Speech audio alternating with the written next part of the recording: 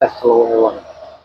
Okay, now we're gonna test the air pressure buildup time. So go to the brake start pipe, the stopwatch, reset the stopwatch. Now I'm gonna fan the brakes down below 80 psi. And when the air pressure gets to 85 psi, I'm going to start the timer. And when it gets to 100 psi, I'm going to stop the timer.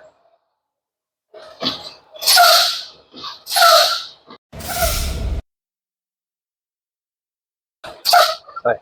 The air pressure is below 80 psi. I'm going to wait till it gets to 85 psi. And it's at 85 psi, I'm going to start the timer. Put the RPMs to between 600 and 900 RPM.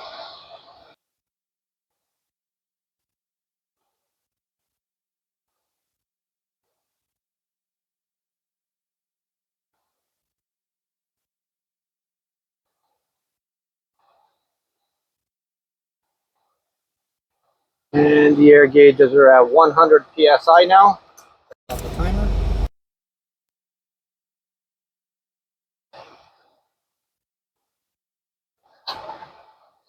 And it took 27.34 seconds. The limit would be 2 minutes. If it was more than 2 minutes, then defect.